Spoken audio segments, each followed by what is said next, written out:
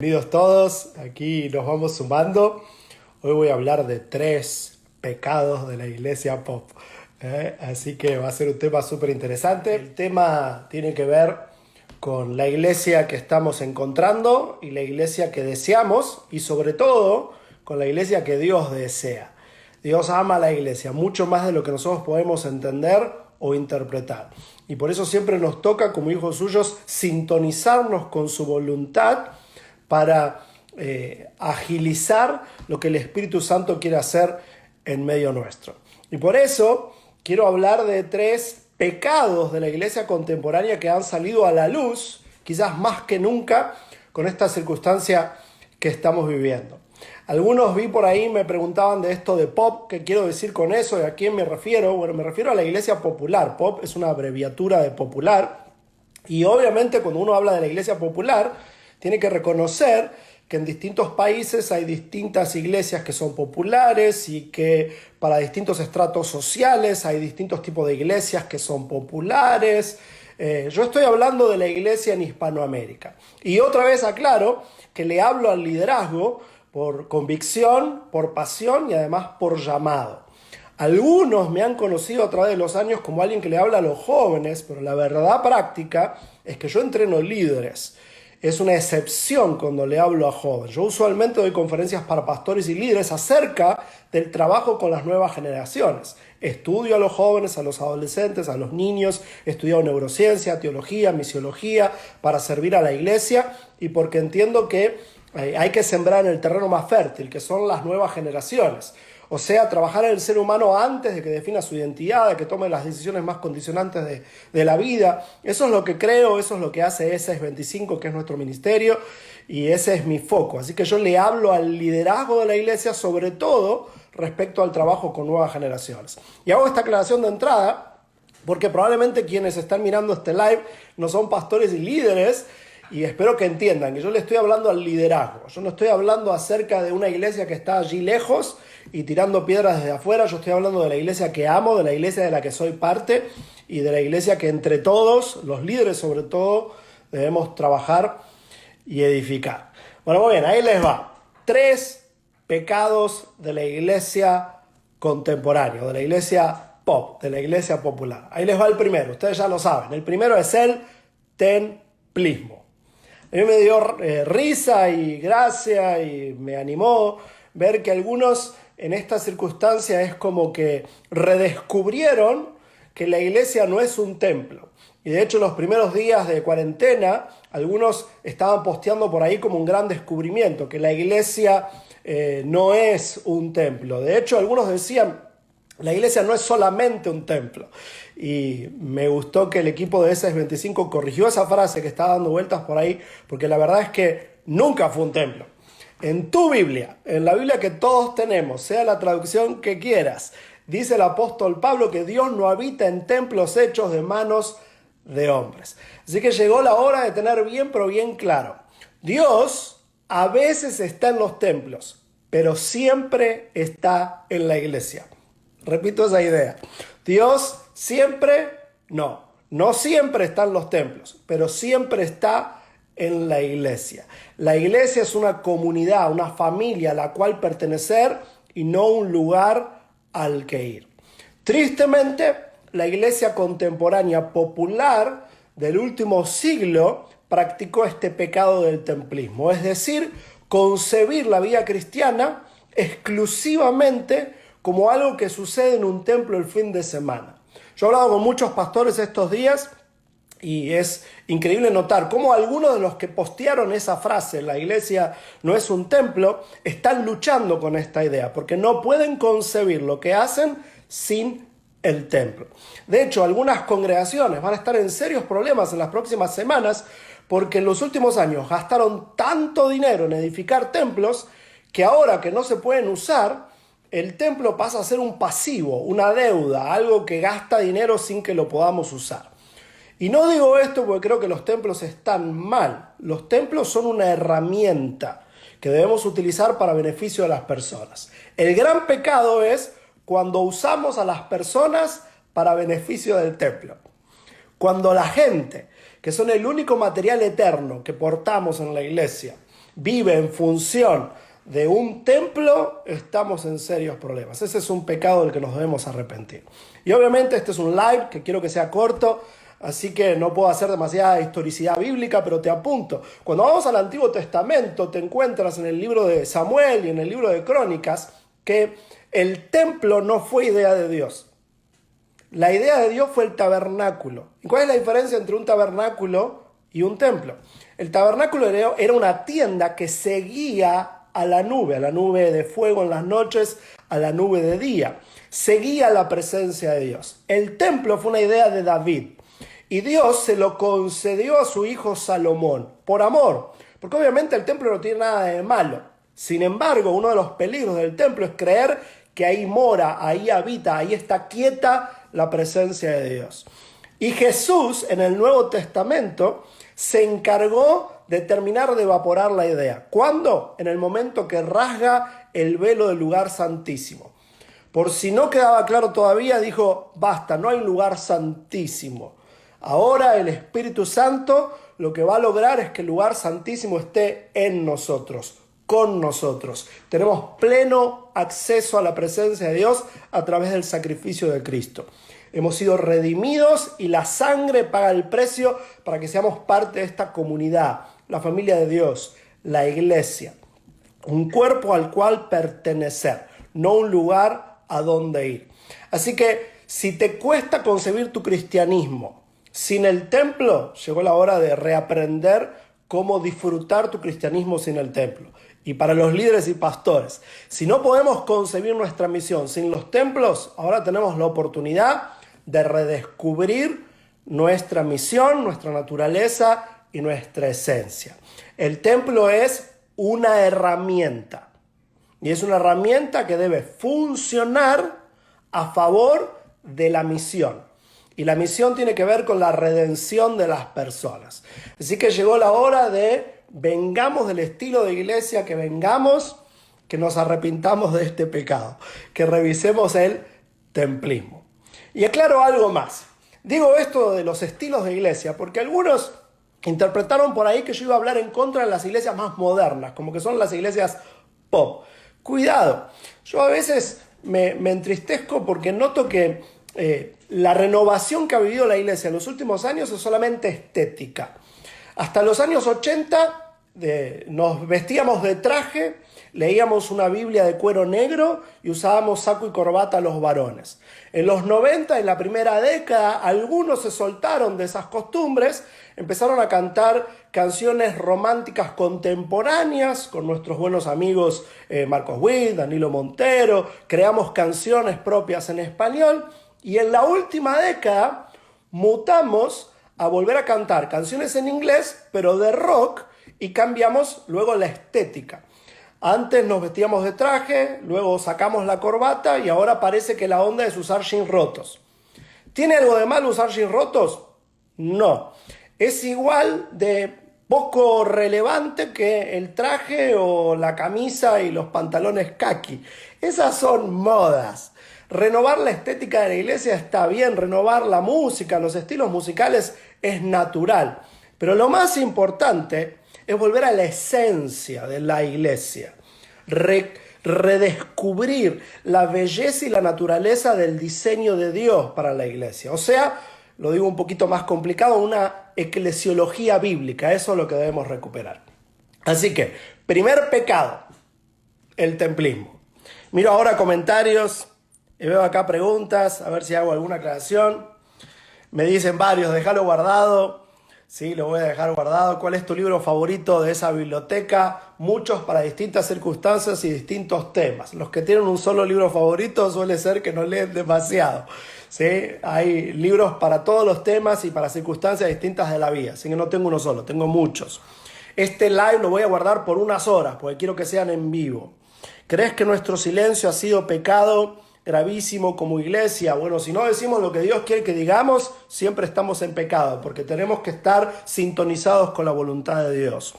Un breve resumen del vivo del lunes puede ser, dije que necesitábamos elaborar algunos filtros para evaluar la realidad y sobre todo para abrir las puertas de nuestra mente y corazón a la influencia de otras personas. Mencioné 4 filtros. El primero, el filtro de la popularidad, que no dije que estaba mal, lo que dije es que era frágil, porque la razón de por qué algunas personas son populares tiene que ver con los talentos. Yo sé que es el filtro más usado, pero no puede ser nuestro único filtro. Otro es el del estilo, y los 2 más importantes fueron los 2 finales, que fue el de la autoridad, porque esta persona habla de esto, qué estudió, qué sabe, qué hizo, y el cuarto, el de la espiritualidad.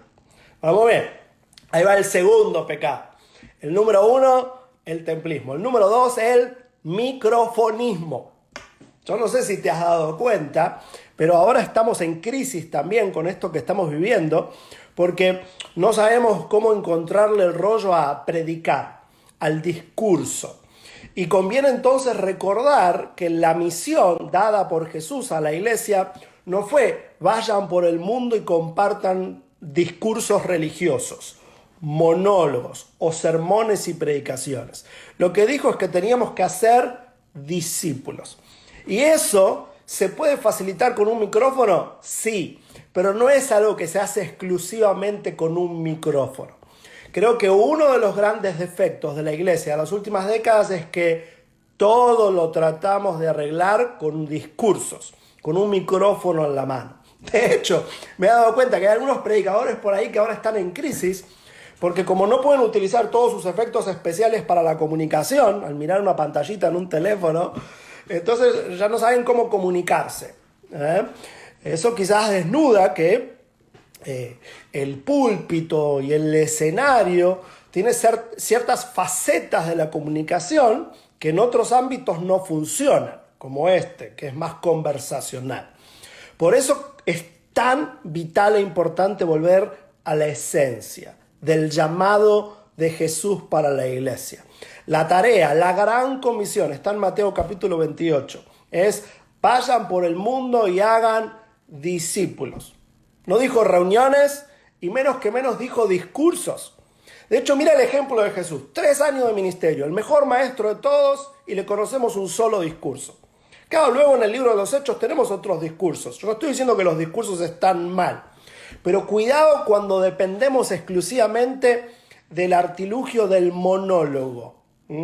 Porque entonces cometemos varios errores. Todo lo tratamos de arreglar desde una plataforma sin desarrollar relaciones interpersonales. Creemos que la persona que monologuea mejor es más espiritual simplemente porque monologuea mejor y luego a alguien no lo vemos tan espiritual porque no es bueno para los monólogos, sin embargo tiene un poderoso llamado de Dios pero no lo ejercita porque no es bueno para manejar el micrófono.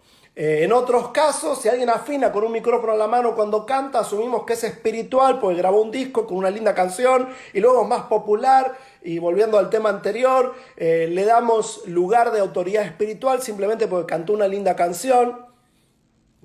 El manejo del micrófono, otra vez, es una herramienta, no es la esencia de nuestro llamado.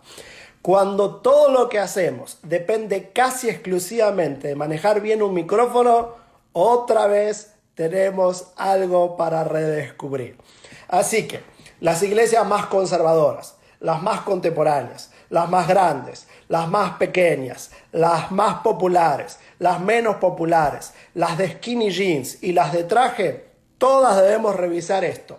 No podemos depender exclusivamente de monólogos de fin de semana y del manejo de un micrófono, porque la misión de la iglesia tiene que ver con hacer discípulos. Y no se hace discípulos solamente con el discurso, sino sobre todo a través de las relaciones, siguiendo el modelo de Jesús. El apóstol Pablo le escribió a los corintios diciendo que el ministerio que nos fue dado a todos los cristianos, sobre todo a los líderes, es el ministerio de la reconciliación. Reconciliar. Y eso se hace a través de relaciones interpersonales, el verdadero pastoreo, el discipulado.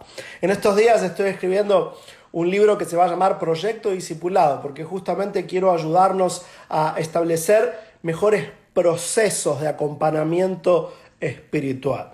En vez de intentar tener a la gente sentada una vez por semana en el templo y tirarles un discurso, que aprendamos, que revisemos cómo acompañar a la gente en el proceso de la maduración. Eso es lo que hizo Jesús con los discípulos. Y eso es lo que tenemos que hacer nosotros. Jesús no daba un discurso semanal en las redes sociales de su época. ¿Estoy diciendo que eso está mal? No. ¿Estoy diciendo que no debemos mejorar el arte del discurso? No. ¿Estoy diciendo que está mal dar conferencias? No, yo doy conferencias. Lo que estoy diciendo es que no podemos depender tan exclusivamente de los micrófonos como lo hicimos hasta ahora. Esta crisis nos tiene que ayudar a recuperar una iglesia más empática, más relacional, más de discipulado que de discursos semanales y Instagram Lives y conferencias y videos. Muy bien, así que ya hablé de 2 pecados. El primero el templismo y el segundo el microfonismo. Antes del tercero, veo otra vez mensajes y preguntas.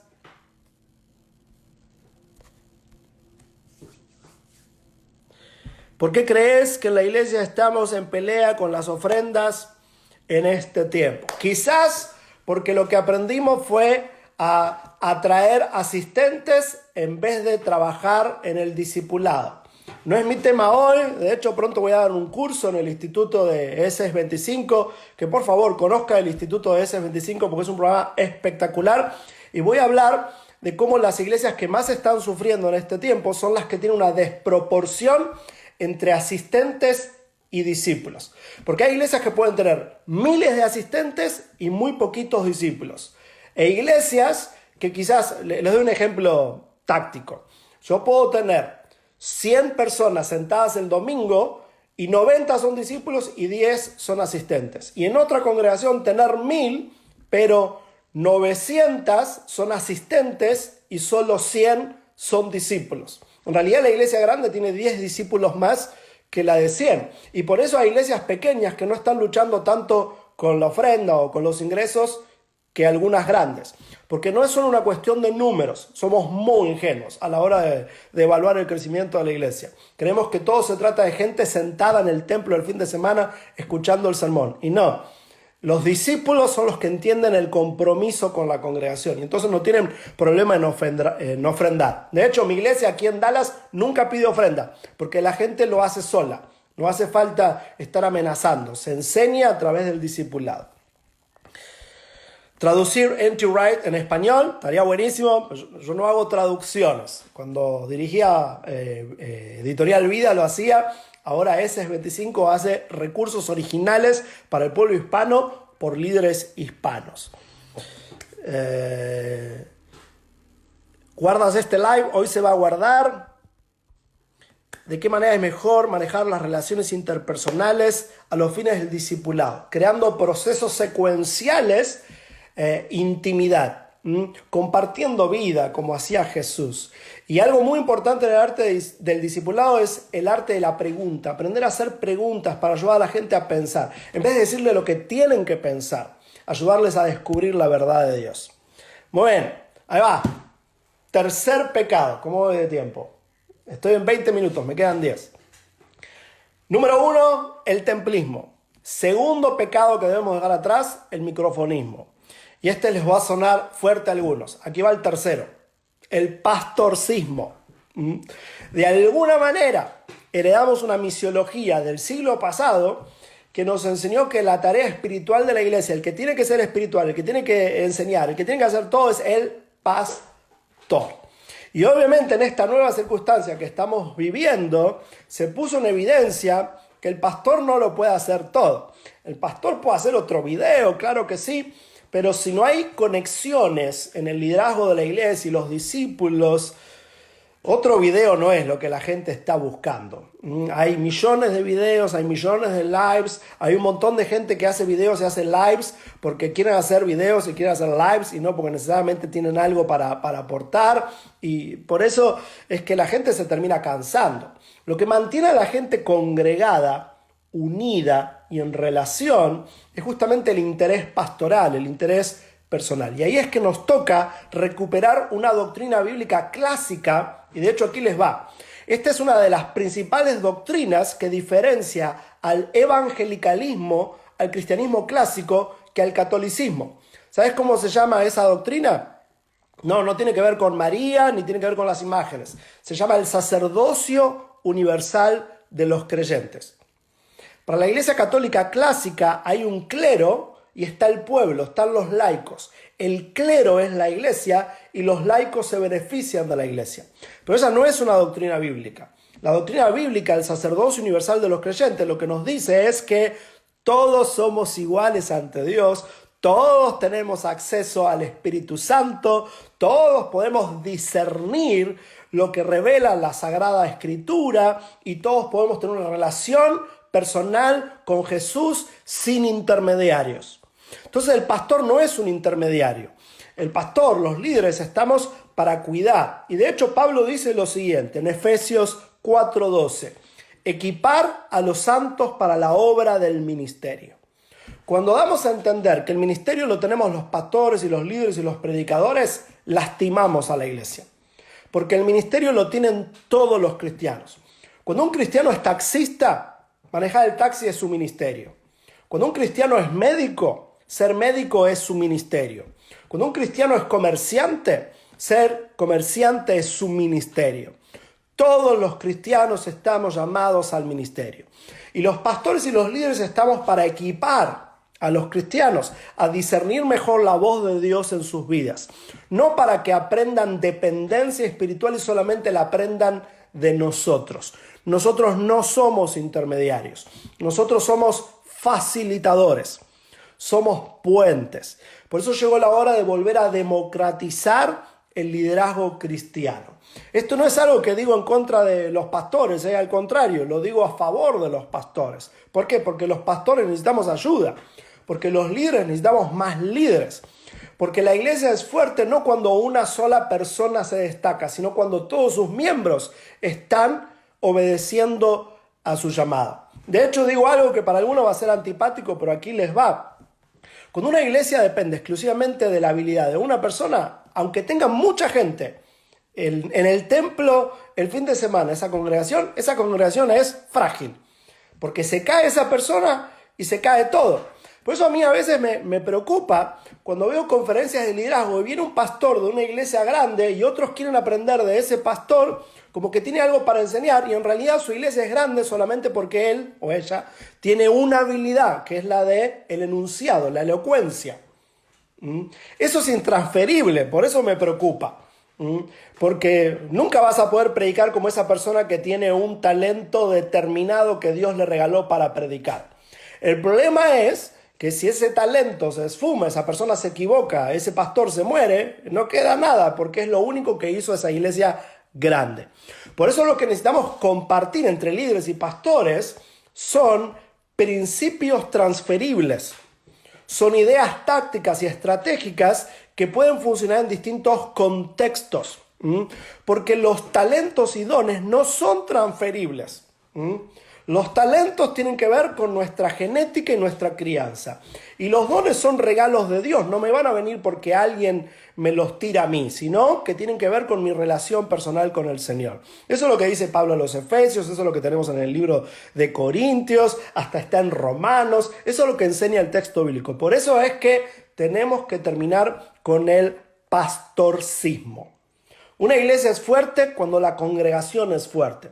Si la congregación es débil y hay un super mega hiper pastor simplemente porque es un buen predicador, esa congregación es frágil. Esa congregación es débil. ¿Estoy diciendo que está mal tener buenos predicadores? No, queremos buenos predicadores, los mejores predicadores. Pero eso no es lo único para que la iglesia sea fuerte. Y cuando todo depende de una sola persona, y esa persona crea dependencia espiritual en ella para el crecimiento de todos, algo está desfasado de lo que Dios ha revelado. Por eso estoy acusando estos 3 pecados que con urgencia los líderes cristianos en esta crisis tenemos que aprender a reorientar. Templismo, microfonismo y pastorcismo son 3 pecados heredados que han quedado desnudados en esta circunstancia. Y gloria a Dios por eso. Porque esto nos va a permitir volver a encontrarnos con lo que sí es sagrado, con lo que es esencial para la iglesia, que son las relaciones interpersonales, que es la verdadera espiritualidad, que no es algo que se ve solamente arriba de un escenario, sino que tiene que ver con el fruto del Espíritu Santo, lo que dice Pablo a los Gálatas, el amor, el gozo, la paz, la paciencia, la benignidad, la mansedumbre, el dominio propio, la fe, la paciencia. Ese tipo de espiritualidad tenemos que desarrollar, y esa espiritualidad se define y se manifiesta en relaciones interpersonales cercanas. Cuando la iglesia vuelve a ser una comunidad, una familia, y no un templo al que vamos a escuchar discursos y donde alguien se luce porque tiene un talento. Ahí te salió a la luz estos 3 pecados que tenemos que arreglar con urgencia. Hago algunas respuestas más. Miro por ahí, gracias a todos por los saludos. Buenísimo que tantos estén conectados. ¿Cuál es tu libro favorito? No, ese ya lo leí. A ver, más abajo. Dice, cuando un cristiano quiere aumentar su fe, porque ¿qué libro debe comenzar a leer? Uy, hay tantos. Lo de los libros, lo confieso, a mí me incomoda un poquito. Me dicen, recomendame un libro.